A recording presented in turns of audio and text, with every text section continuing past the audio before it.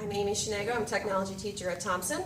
And I'm Brooke Anderson. I'm a science teacher at Rogers. So when we first started talking, one thing that I wanted to know from her, since she's a first-year teacher, is what did she learn? Did she hear anything, even though she wasn't here last year? And she did. And she talked about how she saw a lot of the videos that we made, things like Flipgrid and the Screencast-O-Matic and things going on YouTube.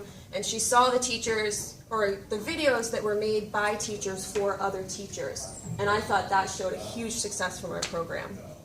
This is something I need to know more about, and it would directly apply to my classroom. So seeing that other teachers were doing it and using it, it made me want to know more and how I can apply it right to my classroom. I feel like we try to make videos. We've used iMovie and some of these newer apps to learn about them. Step by step, they provide really good instructions, so they fit well with the class I have at Rogers.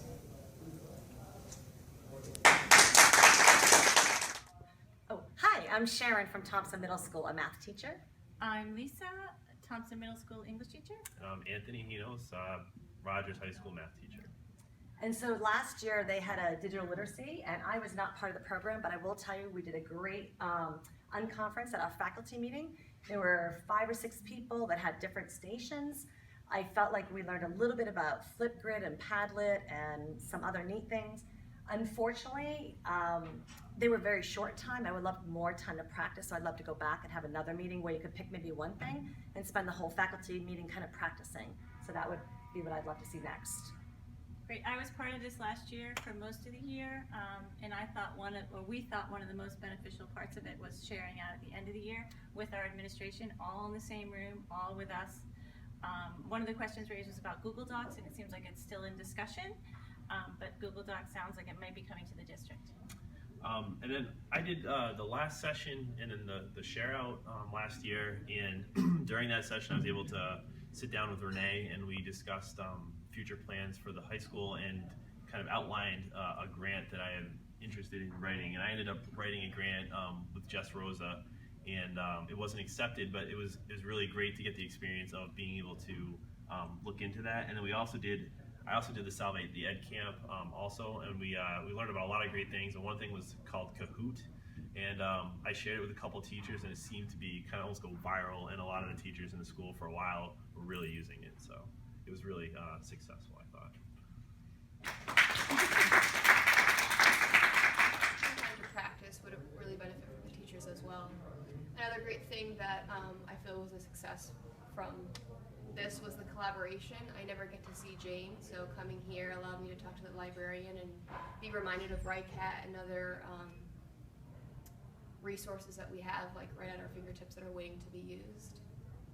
And then the incorporation of digital literacy with the STEM fair. I did a coding project. Flipgrid was down there, and a lot of community professionals came in to show off some of the technology. There was a 3D printer in the library. I tried to keep it, but they got it back. But it was really cool. The kids loved it, and that was another center in the library was doing the 3D design. So that was really cool. And then I'm also doing an after-school coding program. And I was not at Ed Camp or at the Digital Literacy STEM Fair, but I did apply one of the strategies that we learned last year. In my classroom, we used Shadow Puppet to create quite a few videos, and we found that it crashed our iPads because the students became much more sophisticated with Shadow Puppet than Shadow Puppet and our iPads could handle. But that really gave them the confidence to know that they could make iMovies themselves, and so their iMovies turned out pretty well as a result of practicing so much with Shadow Puppet. And we loved Shadow Puppet at the elementary school too. We did a zoo one and an aquarium one with K and 1. And you also did whole school Flipgrid, right? Asking a question certain times of the year. And different classrooms would jump on and answer the questions. So we did quite a bit. I'm a librarian at Thompson Middle School. I'm Erica Hansen, French teacher at Thompson. And we had all kinds of successes from last year. First, Blend Space.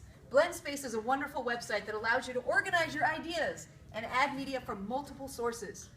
Wonderful site. And we talked about Flipgrid, which is a 90-second video response to a moderator's question, which I think is great for the foreign language classroom. It gives kids feedback, and they can actually hear themselves speaking the language, which is really important. And finally, YouTube. Many of us use this already. There are many external videos that we can use, but we can also create our own channel. And last year, some of us did that. So great classroom implementation of YouTube in meaningful ways.